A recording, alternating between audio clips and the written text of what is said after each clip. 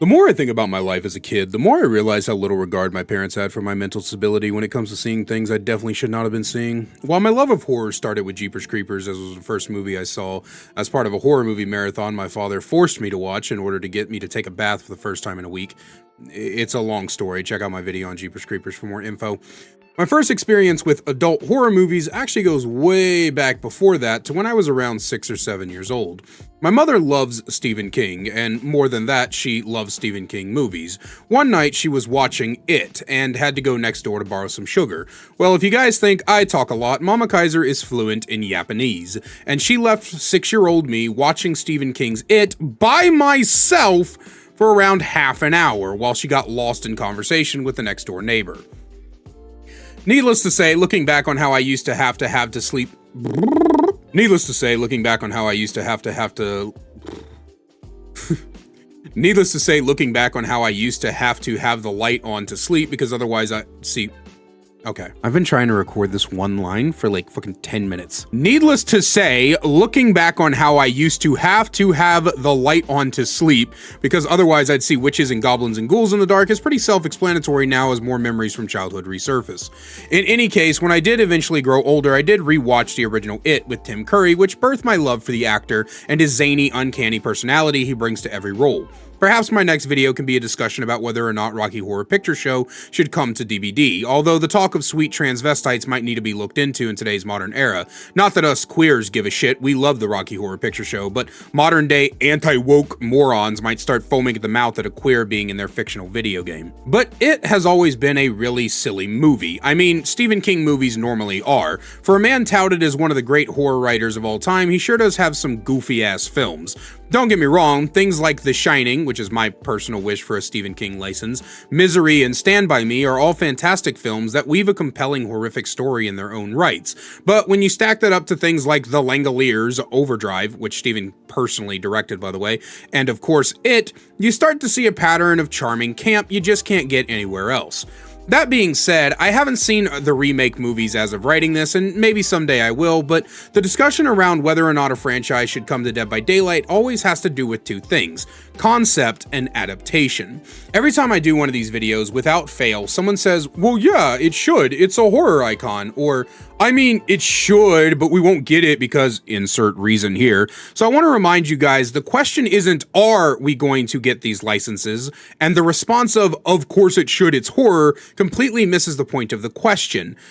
Sorry, I went off on a tangent again. PennyWise, then! Now, I've seen quite a few concepts for PennyWise throughout the years of playing this game. One in particular I watched was very detailed and interesting. It had neat concepts. It also had some dumb ones, like certain add-ons giving PennyWise the look and power of different killers until some interaction of some sort happened. I've also seen ones that are complete shit, like turning PennyWise into another Dash killer because we don't have enough of those. Some had him being a copy-paste of the original Freddy, where he feeds on your fears until you become vulnerable to him, and then he can damage you.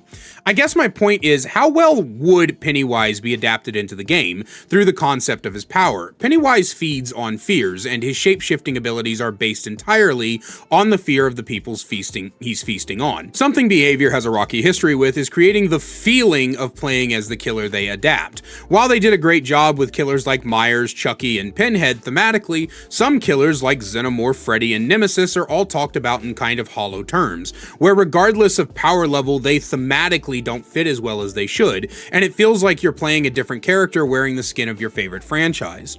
And that's something we have to be cautious of when it comes to these discussions. We can throw concepts at the wall all day about how we would like to see Pennywise in the game, but it's more than just taking the killer and putting them in the game with whatever power you come up with. It's also about making the killer feel like themselves. I don't want to play as Pennywise, I want to be Pennywise. I said this in my Myers analysis. When I'm playing Myers, I feel like I'm Michael fucking Myers, stalking my prey, building up suspense and power. When I play as Freddy, I feel like I'm playing Trapper if he couldn't teleport, which is why so many Freddy players prefer Dream Palettes, because it gives a better thematic feel to the killer. So could we fit Pennywise in the DBD in a way that made you feel like you were playing Pennywise? I mean, maybe. I'm sure someone out there has the concept, but in my opinion, it would be such an incredibly hard thing to do, I don't know if it'd be worth it. So the answer to the question to this video, should Pennywise come to Dead by Daylight? The answer is yes, but only if they could fit his thematics. Otherwise, I don't want them. And that's all I have for you guys today. Hope you guys enjoyed the video, and as always, let me know what you think down below. Do you have concepts for PennyWise that would make him feel like PennyWise without completely breaking the game? Leave them in the comments. Maybe I'll give him a read and we might do a part 2 to this video. Aside of that, as always, a great big special thank you to my channel members listed on screen now. If you want to find out how to become a channel member today, get awesome perks like seeing videos early, merch discount codes, and more, then please click that join button down below. I love you guys so much, and I will see you in the next one.